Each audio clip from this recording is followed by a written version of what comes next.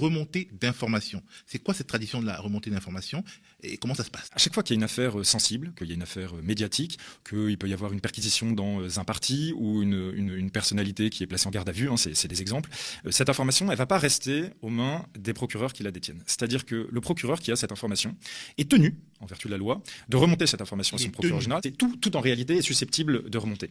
La question, c'est jusqu'où ça remonte. Et normalement, c'est censé remonter jusqu'aux parquets généraux, et ensuite les parquets généraux font remonter jusqu'à la direction des affaires criminelles et des grâces, qui est un organisme de la chancellerie, du ministère de la Justice. Sauf que ce qu'on sait moins, et ce qu'on documente bien dans ce livre, c'est qu'ensuite, il y a des boucles WhatsApp de conseillers ministériels à Matignon, à la Justice, à Beauvau, mais aussi à l'Élysée.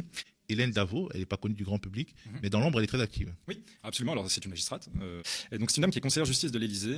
Elle se décrit elle-même comme l'ombre du président. Elle veille sur tout. Et donc, c'est à elle, effectivement, quand il y a des remontées d'informations sensibles et tout qui remontent, c'est vers elle que ces informations atterrissent. Et c'est elle ensuite qui les communiquera ou pas au château, à des proches conseillers d'Emmanuel Macron ou à Emmanuel Macron lui-même. Sauf que toutes ces petites affaires, on ne voit pas très bien quel est l'intérêt de les remonter, si ce n'est pour, avoir un coup d'avance, savoir ce qui va leur tomber sur le rable, du renseignement pur et dur. Et ensuite, éventuellement, s'en servir, c'est-à-dire instrumentaliser ces affaires. Dans ce qui remonte à l'Élysée, ne remonte pas seulement le fait que François Bayrou a été mis en examen ou interrogé par le juge. On a l'étape d'après, c'est-à-dire qu'on va apprendre, voilà où on en est, et voilà l'analyse juridique qu'on vous en fait, et jusqu'où peut aller l'affaire. C'est-à-dire que Macron va savoir, ok, donc là on en est à ce stade-là, et dans les 6 mois, on est susceptible d'aller ici. Et ça lui permet ensuite d'ajuster ses politiques. Ce circuit de remontée d'informations, il existe aussi à l'intérieur. Et d'ailleurs, les policiers font remonter ces informations, bien sûr, et les policiers font remonter ces informations extrêmement vite et plus vite que la justice. C'est-à-dire que quasi immédiatement, ça remonte. C'est un biais déséquilibrant, et il le devient encore plus à partir du moment où c'est plus ascendant, mais c'est descendant. C'est-à-dire que